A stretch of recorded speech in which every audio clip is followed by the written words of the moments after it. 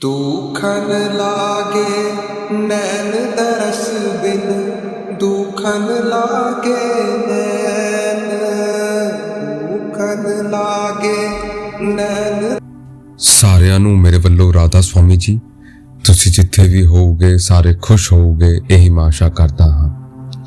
ਅੱਜ ਦਾ ਇਹ ਜਿਹੜਾ ਸੈਸ਼ਨ ਹੈ, ਮੋਟੀਵੇਸ਼ਨਲ ਸੈਸ਼ਨ ਹੈ, ਇਹ ਉਹਨਾਂ ਸੰਗਤ ਦੇ ਲਈ ਹੈ ਜਿਨ੍ਹਾਂ ਨੂੰ ਨਾਮਦਾਨ ਮਿਲਿਆ ਹੋਇਆ ਹੈ, those who are initiated by the master।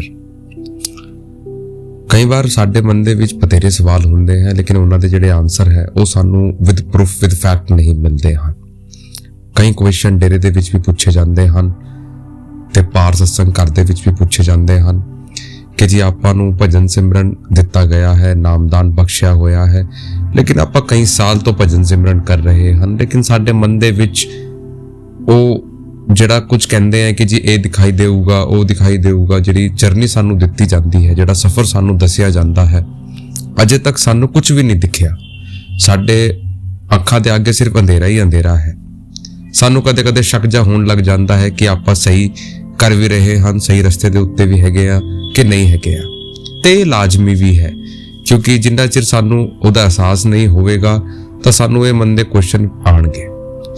ਤੋ ਇਸ ਕੁਐਸਚਨ ਦਾ ਆਨਸਰ ਲੱਭਣ ਲਈ ਮੈਂ ਥੋੜਾ ਜਿਹਾ ਰਿਸਰਚ ਕਰ ਰਿਹਾ ਸੀਗਾ ਤਾਂ ਮੈਨੂੰ ਇੱਕ ਪੱਤਰ ਮਿਲਿਆ।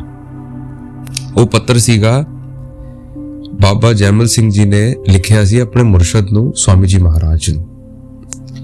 ਤਾਂ ਉਸ ਪੱਤਰ ਦੇ ਜ਼ਰੀਏ ਤੁਹਾਨੂੰ ਪਤਾ ਲੱਗੂਗਾ ਕਿ ਕਿਵੇਂ ਇਹ ਸਾਰਾ ਕੁਝ ਹੁੰਦਾ ਹੈ।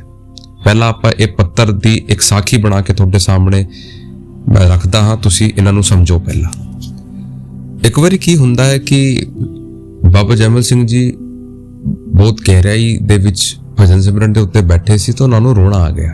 ਉਹਨਾਂ ਨੂੰ ਇੱਕਦਮ ਤੜਪ ਪੈਦਾ ਹੋਈ ਕਿ ਆਪਣੇ ਗੁਰੂ ਨੂੰ ਮਿਲਿਆ ਜਾਵੇ, ਲੇਕਿਨ ਉਸ ਵਕਤ ਗੁਰੂ ਨੂੰ ਮਿਲਣ ਤੋਂ ਪਹਿਲਾਂ ਉਹ ਇਜਾਜ਼ਤ ਲੈਣੀ ਪੈਂਦੀ ਸੀ। ਤਾਂ ਉਹਨਾਂ ਜਦ ਤੜਪ ਇੰਨੀ ਹੋ ਗਈ ਕਿ ਕੁਝ ਸਮਝ ਨਹੀਂ ਆ ਰਿਹਾ ਸੀਗਾ ਤਾਂ ਉਹਨਾਂ ਨੇ ਪੱਤਰ ਲਿਖਣਾ ਸ਼ੁਰੂ ਕੀਤਾ।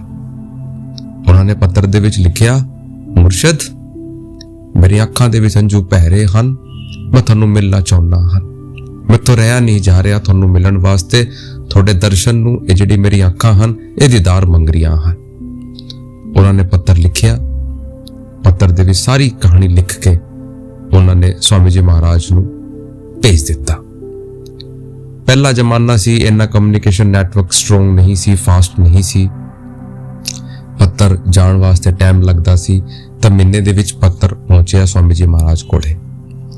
ਸਵਾਮੀ ਜੀ ਮਹਾਰਾਜ ਨੇ ਸਾਰਾ ਪੱਤਰ ਖੋਲ ਕੇ ਵੇਖਿਆ, ਪੜ੍ਹਾ, ਠੀਕ ਹੈ, ਮੇਰੇ ਸ਼ਿਸ਼ ਨੂੰ ਮੇਰੀ ਯਾਦ ਆ ਰਹੀ ਹੈ। ਉਹਨਾਂ ਨੇ ਆਪਣੇ ਪੱਤਰ ਦੇ ਵਿੱਚ ਕਾਊਂਟਰ ਰਿਪਲਾਈ ਉਹਨਾਂ ਨੇ ਮਤਲਬ ਲਿਖਿਆ ਸਵਾਮੀ ਜੀ ਮਹਾਰਾਜ ਨੇ ਕਿ ਜੈਮਲ ਸਿੰਘ, ਮੈਂ ਬਹੁਤ ਖੁਸ਼ ਹਾਂ ਕਿ ਤੁਸੀਂ ਬਹੁਤ ਭਗਤੀ ਕਰ ਰਹੇ ਹੋ ਤੇ ਤੁਹਾਡੀ ਜਿਹੜੀ ਆਤਮਾ ਹੈ ਉਹ ਅਖੰਡ ਬ੍ਰਹਮਾਂਡ ਦੇ ਉੱਤੇ ਪਹੁੰਚ ਰਹੀ ਹੈ, ਹਾਇਰ ਲੈਵਲ ਦੇ ਉੱਤੇ ਪਹੁੰਚ ਰਹੀ ਹੈ, ਉੱਚੇ ਸਤਰ ਤੱਕ ਪਹੁੰਚ ਰਹੀ ਹੈ। ਉਹਨਾਂ ਨੇ ਇਸ ਤਰੀਕੇ ਦੇ ਨਾਲ ਪੱਤਰ ਨੂੰ ਐਨਕਲੋਜ਼ ਕਰਕੇ ਉਸ ਪੱਤਰ ਦਾ ਜਵਾਬ ਦੇ ਕੇ ਉਹਨਾਂ ਨੂੰ ਫਿਰ ਵਾਪਸ ਬਾਬਾ ਜੈਮਲ ਸਿੰਘ ਜੀ ਦੇ ਕੋਲੇ ਭੇਜ ਦਿੱਤਾ। ਫਿਰ ਮਹੀਨਾ ਟਾਈਮ ਲੱਗਿਆ, ਫਿਰ ਪੱਤਰ ਪਹੁੰਚਿਆ। ਤਾਂ ਜਦ ਬਾਬਾ ਜੈਮਲ ਸਿੰਘ ਜੀ ਨੇ ਉਹ ਪੱਤਰ ਪੜ੍ਹਿਆ ਤਾਂ ਉਹ ਥੋੜੇ ਜਿਹੇ ਹੱਕੇ ਬੱਕੇ ਜਿਹੇ ਰਹਿ ਗਏ ਕਿ ਮੇਰੀ ਆਤਮਾ ਤਾਂ ਕਿੱਥੇ ਨਹੀਂ ਜਾ ਰਹੀ ਭਜਨ ਸਿਮਰਨ ਦੇ ਵਿੱਚ। ਫਿਰ ਸਵਾਮੀ ਜੀ ਮਹਾਰਾਜ ਨੇ ਕਿਵੇਂ ਇਹ ਲਿਖ ਦਿੱਤਾ ਕਿ ਮੇਰੀ ਆਤਮਾ ਤਾਂ ਅਖੰਡ ਬ੍ਰਹਮੰਡ ਤੇ ਹਾਇਰ ਸਤਰ ਦੇ ਉੱਪਰ ਪਹੁੰਚ ਰਹੀ ਹੈ, ਹਾਇਰ ਲੈਵਲ ਦੇ ਉੱਤੇ ਪਹੁੰਚ ਰਹੀ ਹੈ। ਤਾਂ ਉਹਨਾਂ ਨੂੰ ਥੋੜਾ ਜਿਹਾ ਲੱਗਿਆ ਕਿ ਹੋ ਸਕਦਾ ਹੈ ਕਿ ਸਵਾਮੀ ਜੀ ਮਹਾਰਾਜ ਨੇ ਮੈਨੂੰ ਕਿਸੇ ਹੋਰ ਸ਼ਿਸ਼ ਦਾ ਜਿਹੜਾ ਪੱਤਰ ਹੈ ਉਹ ਗਲਤੀ ਦੇ ਮੇਰੇ ਐਡਰੈਸ ਤੇ ਭੇਜ ਦਿੱਤਾ। ਤਾਂ ਉਹਨਾਂ ਨੇ ਫਿਰ ਪੱਤਰ ਲਿਖਿਆ ਕਿ ਮੁਰਸ਼ਿਦ, ਮੈਨੂੰ ਲੱਗਦਾ ਹੈ ਕਿ ਮੈਨੂੰ ਤੁਹਾਡੀ ਯਾਦ ਆ ਰਹੀ ਹੈ, ਮੈਨੂੰ ਤੁਹਾਨੂੰ ਮਿਲਣ ਦੀ ਕਾਹਲੀ ਹੈ, ਮੈਨੂੰ ਪਲੀਜ਼ ਆਪਣੇ ਕੋਲੋਂ ਬੁਲਾਓ। ਉਹਨਾਂ ਨੇ ਉਹ ਗੱਲ ਨਹੀਂ ਲਿਖੀ ਕਿ ਤੁਸੀਂ ਗਲਤ ਪੱਤਰ ਭੇਜਿਆ ਹੈ। ਫਿਰ ਉਹ ਪੱਤਰ ਜਾਂਦਾ ਹੈ ਸਵਾਮੀ ਜੀ ਮਹਾਰਾਜ ਕੋਲੇ। ਸਵਾਮੀ ਜੀ ਮਹਾਰਾਜ ਫਿਰ ਉਹੀ ਗੱਲ ਲਿਖਦੇ ਨੇ ਕਿ ਜੈਮਲ ਸਿੰਘ, ਮੈਂ ਬਹੁਤ ਖੁਸ਼ ਹਾਂ ਕਿ ਤੁਹਾਡੀ ਆਤਮਾ ਹੋਰ ਉੱਚੇ ਸਤਰ ਤੇ ਪਹੁੰਚ ਰਹੀ ਹੈ। ਮੈਂ ਬੜੇ ਖੁਸ਼ ਹਾਂ ਕਿ ਮੇਰਾ ਸ਼ਿਸ਼ ਇੰਨੇ ਸਤਰ ਦੇ ਉੱਤੇ ਪਹੁੰਚ ਰਿਹਾ ਹੈ। ਤਾਂ ਫਿਰ ਜਿਹੜਾ ਪੱਤਰ ਬਾਬਾ ਜੈਮਲ ਸਿੰਘ ਜੀ ਦੇ ਕੋਲ ਪਹੁੰਚਦਾ ਉਹ ਫਿਰ ਹੱਕੇ ਬੱਕੇ ਰਹਿ ਜਾਂਦੇ ਹਨ। ਫਿਰ ਤਾਂ ਉਹ ਲਿਖੀ ਦਿੰਦੇ ਹਨ ਕਿ ਸਵਾਮੀ ਜੀ, ਮੈਨੂੰ ਹੁਣ ਤੁਸੀਂ ਬੁਲਾ ਲਿਓ, ਹੁਣ ਮੇਰੇ ਤੋਂ ਰਿਹਾ ਨਹੀਂ ਜਾ ਰਿਹਾ, ਤੁਸੀਂ ਮੈਨੂੰ ਉਹ ਤਿਥੀ ਦੱਸ ਦਿਓ, ਮੈਨੂੰ ਕਦੇ ਆਗਰਾ ਆਉਣਾ ਹੈ। ਸਵਾਮੀ ਜੀ ਮਹਾਰਾਜ ਕੋਲ ਪੱਤਰ ਪਹੁੰਚਦਾ ਹੈ, ਉਹ ਫਿਰ ਲਿਖ ਦਿੰਦੇ, ਠੀਕ ਹੈ, ਇਸ ਮਹੀਨੇ ਦੀ ਇਸ ਤਾਰੀਖ ਦੇ ਵਿੱਚ ਤੁਸੀਂ ਆ ਜਾਓ। ਟਾਈਮ ਆਉਂਦਾ ਹੈ, ਟਾਈਮ ਕਰਕੇ ਬਾਬਾ ਜੈਮਲ ਸਿੰਘ ਜੀ ਸਵਾਮੀ ਜੀ ਮਹਾਰਾਜ ਕੋਲੇ ਪਹੁੰਚਦੇ ਨੇ। ਉੱਥੇ ਜਾ ਕੇ ਅੱਖਾਂ ਦੇ ਵਿੱਚ ਆਂਸੂ ਆ ਜਾਂਦੇ ਨੇ ਆਪਣੇ ਮੁਰਸ਼ਦ ਨੂੰ ਵੇਖ ਕੇ ਤੇ ਰੋਣ ਲੱਗ ਜਾਂਦੇ ਹਨ। ਰੋ ਕੇ ਜਦ ਹੰਝੂ ਸਵਾਮੀ ਜੀ ਮਹਾਰਾਜ ਉਹਨਾਂ ਨੇ ਪੁੱਛਦੇ ਹਨ, ਕਹਿੰਦੇ ਹਨ ਕਿ ਫਿਰ ਉਹੀ ਗੱਲ ਕਹਿੰਦੇ ਹਨ ਕਿ ਮੈਂ ਬਹੁਤ ਖੁਸ਼ ਹਾਂ ਕਿ ਤੁਸੀਂ ਇੱਕ ਅੱਛੇ ਸੰਤ ਬਣਨ ਜਾ ਰਹੇ ਹੋ, ਤੁਸੀਂ ਹਾਇਰ ਲੈਵਲ ਦੇ ਉੱਤੇ ਪਹੁੰਚ ਰਹੇ ਹੋ ਭਜਨ ਸਿਮਰਨ ਦੇ ਵਿੱਚ। ਤਾਂ ਬਾਬਾ ਜੈਮਲ ਸਿੰਘ ਜੀ ਕਹਿੰਦੇ ਆ, ਗੁਸਤਾਖੀ ਮਾਫ ਮੁਰਸ਼ਿਦ, ਲੇਕਿਨ ਮੈਂ ਤਾਂ ਕਿਤੇ ਵੀ ਨਹੀਂ ਪਹੁੰਚ ਰਿਹਾ। ਮੈਂ ਤਾਂ ਭਜਨ ਸਿਮਰਨ ਤੇ ਬਹਿੰਦਾ ਹਾਂ ਤਾਂ ਮੈਨੂੰ ਤਾਂ ਸਿਰਫ ਅੰਧੇਰਾ ਹੀ ਅੰਧੇਰਾ ਦਿਖਾਈ ਦਿੰਦਾ ਹੈ। ਮੈਂ ਤਾਂ ਕਿਤੇ ਵੀ ਬ੍ਰਹਮਾਂਡ ਤੇ ਨਹੀਂ ਪਹੁੰਚ ਰਿਹਾ, ਮੇਰੀ ਆਤਮਾ ਤਾਂ ਉੱਥੇ ਦੀ ਉੱਥੇ ਹੀ ਹੈ। ਤਾਂ ਸਵਾਮੀ ਜੀ ਨੇ ਕਿਹਾ ਕਿ ਠੀਕ ਹੈ, ਇੱਕ ਕੰਮ ਕਰੋ, ਉੱਥੇ ਮੇਰੀ ਜਿਹੜੀ ਗੁਫਾ ਹੈ ਉੱਥੇ ਜਾਓ ਤੇ ਉੱਥੇ ਅੱਧਾ ਘੰਟਾ ਜਾ ਕੇ ਭਜਨ ਸਿਮਰਨ ਦੇ ਉੱਤੇ ਬੈਠੋ। ਤੇ ਸਵਾਮੀ ਜੀ ਦਾ ਮਹਾਰਾਜ ਦਾ ਹੁਕਮ ਮੰਨ ਕੇ ਬਾਬਾ ਜੈਮਲ ਸਿੰਘ ਜੀ ਜਾਂਦੇ ਨੇ, ਗੁਫਾ ਦੇ ਵਿੱਚ ਬੈਠ ਜਾਂਦੇ ਨੇ, ਉੱਥੇ ਭਜਨ ਸਿਮਰਨ ਕਰਦੇ ਨੇ ਤਾਂ ਉਹਨੂੰ ਸਾਰੀ ਚੀਜ਼ ਦਿਖਾਈ ਦੇਣ ਲੱਗ ਜਾਂਦੀ ਹੈ। ਉਹ ਜਦ ਬਾਹਰ ਵਾਪਸ ਆਉਂਦੇ ਹਨ ਤਾਂ ਸਵਾਮੀ ਜੀ ਕਹਿੰਦੇ ਹਨ, ਕੀ ਭਾਈ ਵੇਖਿਆ ਕਿ ਨਹੀਂ ਵੇਖਿਆ ਕੁਝ? ਉਹਨਾਂ ਨੇ ਕਿਹਾ ਕਿ ਜੀ ਮਹਾਰਾਜ ਜੀ ਮੈਨੂੰ ਵੇਖਿਆ। ਸਵਾਮੀ ਜੀ ਨੇ ਕਿਹਾ ਕਿ ਮੈਂ ਇਹ ਨਹੀਂ ਜਾਣਨਾ ਚਾਹੁੰਦਾ ਕਿ ਹੁਣ ਜੋ ਤੁਸੀਂ ਭਜਨ ਸਿਮਰਨ ਤੇ ਬੈਠੇ ਹੁਣ ਦਿਖਾਈ ਦਿਆ, ਮੈਨੂੰ ਇਹ ਦੱਸੋ ਕਿ 2 ਮਹੀਨਾ ਪਹਿਲਾਂ ਜਦ ਮੈਨੂੰ ਤੁਹਾਨੂੰ ਪੱਤਰ ਲਿਖਿਆ ਸੀ ਉਸ ਵੇਲੇ ਤੁਹਾਡੀ ਆਤਮਾ ਕਿੱਥੇ ਸੀ? ਤਾਂ ਫਿਰ ਉਹਨਾਂ ਨੂੰ ਫਿਰ ਭਜਨ ਤੇ ਬਿਠਾਇਆ ਜਾਂਦਾ ਹੈ, ਫਿਰ ਬੈਠਦੇ ਨੇ। ਫਿਰ ਜਦ ਉਹ ਸਮ੍ਰਿਤੀ ਉੱਥੇ ਜਾਂਦੀ ਹੈ 2 ਮਹੀਨੇ ਪਹਿਲੇ ਦੀ, ਫਿਰ ਅਹਿਸਾਸ ਹੁੰਦਾ ਹੈ ਕਿ ਸਰੀਰ ਤਾਂ ਇੱਥੇ ਹੀ ਸੀ ਲੇਕਿਨ ਆਤਮਾ ਉੱਥੇ ਸੀ। ਫਿਰ ਸਵਾਲ ਉੱਠਦਾ ਹੈ ਕਿ ਸਵਾਮੀ ਜੀ ਫਿਰ ਮੈਨੂੰ ਅਹਿਸਾਸ ਕਿਉਂ ਨਹੀਂ ਹੋਇਆ? ਤਾਂ ਸਵਾਮੀ ਜੀ ਨੇ ਕਿਹਾ ਕਿ ਮੈਂ ਆਪਣੇ ਹਰ ਸੇਵਕ ਦੀ ਅਵਸਥਾ ਜਾਣਦਾ ਹਾਂ। ਮੈਨੂੰ ਪਤਾ ਹੈ ਕਿਸ ਨੂੰ ਕੀ ਵਖਾਣਾ ਹੈ ਤੇ ਕਿਸ ਨੂੰ ਕੀ ਨਹੀਂ ਵਖਾਣਾ ਹੈ। ਮੈਂ ਸਾਰਿਆਂ ਦੀ ਅਵਸਥਾ ਜਾਣਦਾ ਹਾਂ ਤੇ ਕਿਸ ਨੂੰ ਕਿਸ ਵਕਤ ਦੇ ਉੱਤੇ ਵਖਾਣਾ ਹੈ। ਤਾਂ ਇਸ ਤੇ ਕਹਾਣੀ ਦੇ ਉੱਤੇ ਇਸ ਜਿਹੜੀ ਸਾਖੀ ਹੈ, ਜਿਹੜਾ ਪੱਤਰ ਹੈ, ਇਸ ਤੋਂ ਆਪਾਂ ਸਮਝ ਸਕਦੇ ਹਾਂ ਕਿ ਜਦ ਸਾਨੂੰ ਭਜਨ ਸਿਮਰਨ ਦਿੱਤਾ ਜਾਂਦਾ ਹੈ, ਨਾਮਦਾਨ ਦਿੱਤਾ ਜਾਂਦਾ ਹੈ, ਤਾਂ ਉਹ ਸਾਨੂੰ ਜਿਹੜਾ ਸਕੈਨਿੰਗ ਹੈ ਸਾਡੀ ਉੱਥੇ ਹੀ ਹੋ ਜਾਂਦੀ ਹੈ, ਉਸ ਹੋਲ ਦੇ ਵਿੱਚ ਹੀ ਸਾਡੀ ਸਕੈਨਿੰਗ ਹੋ ਜਾਂਦੀ ਹੈ।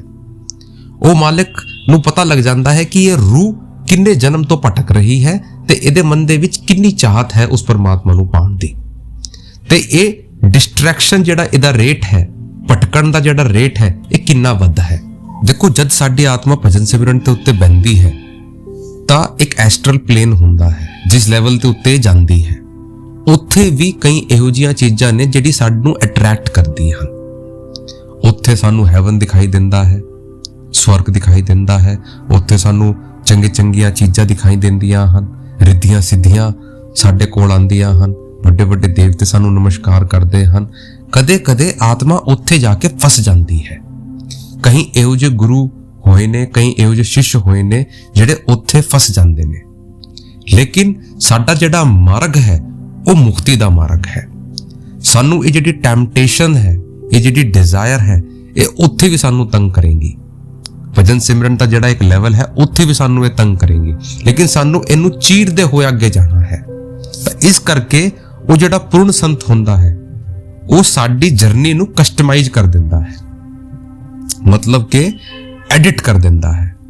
ਉਹ ਸਾਡੇ ਅੱਖਾਂ ਦੇ ਅੱਗੇ ਬਲਾਈਂਡ ਫੋਲਡ ਕਰ ਦਿੰਦਾ ਹੈ, ਅੰਧੇਰਾ ਛਾ ਦਿੰਦਾ ਹੈ ਕਿ ਇਹਨੂੰ ਉਹ ਚੀਜ਼ ਦਿਖਾਈ ਨਾ ਦੇਵੇ, ਕਿਉਂਕਿ ਉਹਨਾਂ ਦਾ ਮਕਸਦ ਹੈ ਕਿ ਮੈਂ ਇਸ ਬੱਚੇ ਨੂੰ ਪਰਮਾਤਮਾ ਦੇ ਕੋਲ ਲੈ ਕੇ ਜਾਣਾ ਹੈ, ਇੱਥੇ ਨਹੀਂ ਫਸਾਣਾ ਹੈ, ਕਿਉਂਕਿ ਉਹ ਜਾਣਦਾ ਹੈ ਕਿ ਇਹ ਫਸ ਸਕਦਾ ਹੈ। ਉਹ ਹੁੰਦਾ ਕਿਵੇਂ ਹੈ? ਉਹ ਦੁਨੀਆ ਦੀ ਚੀਜ਼ਾਂ ਨੂੰ ਵੇਖ ਕੇ ਹੁੰਦਾ ਹੈ। ਉਹ ਸਾਰਿਆਂ ਦੀ ਅਵਸਥਾ ਜਾਣਦਾ ਹੈ, ਉਸ ਤੋਂ ਅਵਸਥਾ ਨਹੀਂ ਛੁਪੀ ਹੋਈ। ਉਹ ਜਾਣਦਾ ਹੈ ਕਿ ਇਹ ਮੇਰਾ ਬੱਚਾ ਇੱਥੇ ਭਟਕ ਸਕਦਾ ਹੈ, ਤਾਂ ਕਰਕੇ ਉਹ ਅੱਗੇ ਸਕਿਪ ਕਰ ਦਿੰਦਾ ਹੈ ਉਸ ਪਾਰਟ ਨੂੰ ਕਿ ਇਹ ਮੇਰਾ ਬੱਚਾ ਉੱਥੇ ਜਾ ਕੇ, ਜਦ ਉਹ ਬੱਚਾ ਉਸ ਲੈਵਲ ਦੇ ਉੱਤੇ ਪਹੁੰਚ ਜਾਂਦਾ ਹੈ ਜਿੱਥੇ ਖਤਰਾ ਨਹੀਂ ਹੁੰਦਾ, ਫਿਰ ਉਹਦੀ ਜਿਹੜੀ ਪੱਟੀ ਹੈ ਉਹ ਪਰਮਾਤਮਾ, ਉਹ ਗੁਰੂ ਖੋਲ ਦਿੰਦਾ ਹੈ, ਫਿਰ ਉਹਨੂੰ ਸਾਰਾ ਕੁਝ ਦਿਖਾਈ ਦਿੰਦਾ ਹੈ। ਤਾਂ ਜਿੰਨੇ ਵੀ ਭਜਨ ਸਿਮਰਨ ਤੇ ਬੈਠਦੇ ਆ, ਆਪਣਾ ਪੂਰਾ ਵਕਤ ਦਿੰਦੇ ਆ, ਜਿਨ੍ਹਾਂ ਦੇ ਮਨ ਦੇ ਵਿੱਚ ਡਿਸਅਪਾਇੰਟਮੈਂਟ ਆਉਂਦੀ ਹੈ ਕਿ ਜੀ ਇੰਨਾ ਭਜਨ ਸਿਮਰਨ ਕਰਨੇ ਤੋਂ ਬਾਅਦ ਵੀ ਸਾਨੂੰ ਕੁਝ ਦਿਖਾਈ ਨਹੀਂ ਦਿੰਦਾ, ਤਾਂ ਸਾਨੂੰ ਆਪਣੀ ਡਿਊਟੀ ਨਿਭਾਣੀ ਹੈ। ਦੇਖੋ, ਤੁਸੀਂ ਕਿਸੇ ਗਲਤ ਰਾਸਤੇ ਦੇ ਉੱਤੇ ਨਹੀਂ ਹੋ, ਤੁਸੀਂ ਚੰਗੇ ਰਾਸਤੇ ਦੇ ਉੱਤੇ ਹੋ।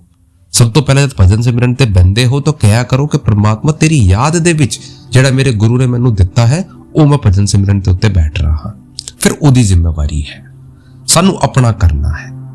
ਆਪਾਂ ਭਜਨ ਸਿਮਰਨ ਕਰ ਰਹੇ ਹਨ ਉਸ ਪ੍ਰਮਾਤਮਾ ਨੂੰ ਯਾਦ ਕਰਨ ਵਾਸਤੇ। ਉਹ ਸਾਡੇ ਤੋਂ ਕੋਈ ਮਿਹਨਤ ਨਹੀਂ ਕਰਵਾ ਰਿਹਾ ਹੈ, ਉਹ ਸਿਰਫ ਇੱਕ ਸਾਡੀ ਯਾਦਗਾਰ, ਇੱਕ ਕਨੈਕਸ਼ਨ ਆਪਣੇ ਵੱਲੋਂ ਜੋੜ ਰਿਹਾ ਹੈ। ਇਹ ਸਿਰਫ ਇੱਕ ਕਨੈਕਸ਼ਨ ਹੈ ਔਰ ਕੁਝ ਨਹੀਂ ਹੈ।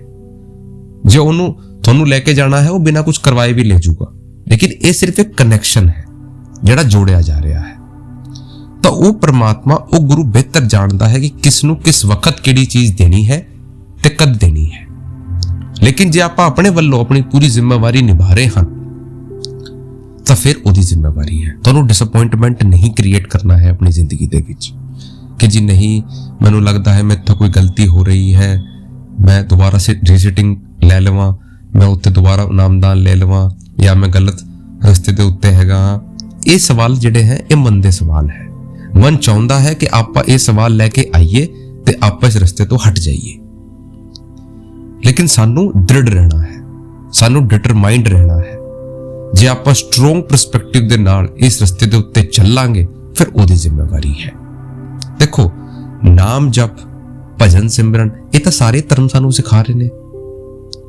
ਤਾਂ ਜੇ ਆਪਾਂ ਭਜਨ ਸਿਮਰਨ ਕਰ ਰਹੇ ਹਨ ਸਵੇਰ ਉੱਠ ਕੇ, ਸ਼ਾਮ ਨੂੰ, ਜਦ ਵੀ ਸਾਨੂੰ ਟਾਈਮ ਲੱਗ ਰਿਹਾ ਹੈ, ਜੇ ਆਪਾਂ ਉਸ ਧਿਆਨ ਨੂੰ ਉੱਥੇ ਟਿਕਾ ਰਹੇ ਹਨ, ਉਸ ਪਰਮਾਤਮਾ ਨੂੰ ਯਾਦ ਕਰ ਰਹੇ ਹਨ, ਤਾਂ ਫਿਰ ਸਾਨੂੰ ਸਿਰਫ ਆਪਣੇ ਵੱਲੋਂ ਜਿਹੜੀ ਚੀਜ਼ ਦੱਸੀ ਗਈ ਹੈ ਉਹ ਕਰਨੀ ਹੈ। ਉਹ ਬਿਹਤਰ ਜਾਣਦਾ ਹੈ। ਦੇਖੋ, ਬੱਚਾ ਕਦੇ ਕਦੇ ਹਿਰਸ ਦੇ ਵਿੱਚ ਆ ਕੇ ਕਹਿੰਦਾ ਹੈ ਕਿ ਜੀ ਦੇਖੋ ਉਹਨਾਂ ਦੇ ਕੋਲ ਤਾਂ ਬਾਈਕ ਹੈ, ਮੈਨੂੰ ਕਿਉਂ ਨਹੀਂ ਦੇ ਰਹੇ ਆ। ਲੇਕਿਨ ਮਾਂ-ਬਾਪ ਬਿਹਤਰ ਜਾਣਦੇ ਹੈ ਕਿ ਮੇਰੇ ਬੱਚਾ ਥੋੜਾ ਜਿਹਾ ਮਤਲਬ ਸ਼ਰਾਰਤੀ ਹੈ, ਤਾਂ ਕਰਕੇ ਇਹਨੂੰ ਜੇ ਮੈਂ ਦੇਵਾਂਗਾ ਇਹ ਐਕਸੀਡੈਂਟ ਕਰ ਸਕਦਾ ਹੈ, ਇਹ ਕਿਸੇ ਹੋਰ ਗਲਤ ਚੀਜ਼ ਦੇ ਉੱਤੇ ਪੈ ਸਕਦਾ ਹੈ। ਲੇਕਿਨ ਜਦ ਬੱਚਾ ਧੀਰੇ ਧੀਰੇ ਮੈਚੁਰ ਹੋ ਜਾਂਦਾ ਹੈ, ਉਸ ਅਵਸਥਾ ਦੇ ਉੱਤੇ ਪਹੁੰਚ ਜਾਂਦਾ ਹੈ, ਫਿਰ ਮਾਂ-ਬਾਪ ਆਪਣੇ ਆਪ ਉਹ ਗੱਡੀ ਦੀ ਜਾਂ ਕਾਰ ਦੀ ਚਾਬੀ ਉਹਨਾਂ ਨੂੰ ਦੇ ਦਿੰਦੇ ਹਨ। ਤਾਂ ਜੇ ਐਜ਼ ਅ ਮਾਂ-ਬਾਪ ਆਪਾਂ ਪ੍ਰੀਕੌਸ਼ਨ ਸੈੱਟ ਕਰਦੇ ਹਾਂ, ਇੱਕ ਪੈਰਾਮੀਟਰ ਸੈੱਟ ਕਰਦੇ ਹਾਂ ਆਪਣੇ ਬੱਚਿਆਂ ਦੇ ਵਾਸਤੇ, ਤਾਂ ਉਹ ਪਰਮਾਤਮਾ ਜਿਹੜਾ ਕੁੱਲ ਮਾਲਿਕ ਹੈ ਉਹ ਸਾਡੇ ਵਾਸਤੇ ਬਿਹਤਰ ਜਾਣਦਾ ਹੈ ਤੇ ਸਾਨੂੰ ਉਸ ਚੀਜ਼ ਨੂੰ ਸਮਝਦੇ ਹੋਏ ਅੱਗੇ ਵਧਣਾ ਹੈ। ਦੇਖੋ, ਦੁਨੀਆ ਦੇ ਵਿੱਚ ਜਿਹੜੀ ਡਿਸਟਰੈਕਸ਼ਨ ਚੱਲੀ ਹੋਈ ਹੈ ਅੱਜ ਕੱਲ੍ਹ, ਸਾਨੂੰ ਉਸ ਦੇ ਉੱਤੇ ਧਿਆਨ ਨਹੀਂ ਦੇਣਾ ਹੈ, ਸਾਨੂੰ ਆਪਣੇ ਵੱਲੋਂ ਕਰਨਾ ਹੈ। ਦੇਖੋ, ਲੋਕੀ ਮਾੜਾ ਬੋਲਣਗੇ, 4 ਲੋਕੀ ਚੰਗਾ ਬੋਲਣਗੇ, 4 ਮਾੜਾ ਬੋਲਣਗੇ। ਕੋਈ ਤੁਹਾਨੂੰ ਕਹੂਗਾ ਕਿ ਜੀ ਮੈਂ ਤਾਂ ਉਸ ਲੈਵਲ ਦੇ ਉੱਤੇ ਪਹੁੰਚ ਗਿਆ, ਮੈਨੂੰ ਤਾਂ ਉਹ ਦਿਖਾਈ ਦੇ ਗਿਆ। ਤੁਹਾਨੂੰ ਧਿਆਨ ਨਹੀਂ ਦੇਣਾ ਹੈ। ਤੁਹਾਨੂੰ ਕਰਨਾ ਹੈ, ਭਾਈ ਮੈਂ ਆਪਣੇ ਵੱਲੋਂ ਹਕਲਾਲ ਦੀ ਕਮਾਈ ਖਾਂਦਾ ਹਾਂ, ਆਪਣੇ ਵੱਲੋਂ ਕਿਸੇ ਨੂੰ ਮਾੜਾ ਨਹੀਂ ਬੋਲਦਾ, ਆਪਣੇ ਘਰ ਦੇ ਵਿੱਚ ਖੁਸ਼ ਰਹਿੰਦਾ ਹਾਂ, ਦੂਜਿਆਂ ਦੇ ਲਈ ਮਾੜਾ ਨਹੀਂ ਸੋਚਦਾ, ਕਿਸੇ ਦਾ ਮਾੜਾ ਨਹੀਂ ਕਰਦਾ, ਆਪਣਾ ਭਜਨ ਸਿਮਰਨ ਕਰਦਾ ਹੂੰ, ਬਾਕੀ ਉਹਦੀ ਜ਼ਿੰਮੇਵਾਰੀ ਹੈ। ਜੇ ਤੁਸੀਂ ਆਪਣੇ ਵੱਲੋਂ ਸੱਚੇ ਹੋ ਫਿਰ ਕੋਈ ਦਿੱਕਤ ਨਹੀਂ ਹੈ।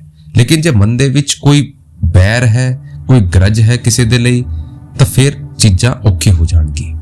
ਤੇ ਸਾਨੂੰ ਸਿੰਪਲੀਫਿਕੇਸ਼ਨ ਲੈ ਕੇ ਚੱਲਣੀ ਹੈ ਲਾਈਫ ਦੇ ਵਿੱਚ। ਓਕੇ, ਸੋ ਸਾਨੂੰ ਇਹ ਸਵਾਲ ਨਹੀਂ ਲੈ ਕੇ ਆਣੇ ਆ। ਆਪਣੇ ਵੱਲੋਂ ਭਜਨ ਸਿਮਰਨ ਕਰੋ, ਉਸ ਦੇ ਉੱਤੇ ਵਿਸ਼ਵਾਸ ਰੱਖੋ, ਉਹ ਸਾਡਾ ਸਵਾਰਥ ਵੀ ਬਣਾਊਗਾ, ਉਹ ਸਾਡਾ ਪਰਮਾਰਥ ਵੀ ਬਣਾਊਗਾ। ਅੱਗੇ ਵੀ ਇਹੋ ਜਿਹੇ ਮੋਟੀਵੇਸ਼ਨਲ ਕੁਐਸਚਨ ਮੈਂ ਲੈ ਕੇ ਆਵਾਂਗਾ ਜਿੰਨਾ ਚਿਰ ਮੈਨੂੰ ਕਿਤੇ ਮਿਲਦੇ ਹਨ। ਤੇ ਤੁਸੀਂ ਖੁਸ਼ ਰਹੋ, ਸਾਰੇ ਭਜਨ ਸਿਮਰਨ ਕਰੋ ਤੇ ਖੁਸ਼ ਰਹੋ। ਬਸ ਰਾਧਾ स्वामी जी। दुल्हनी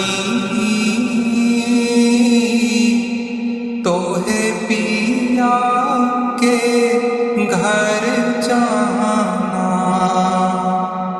दुल्हनी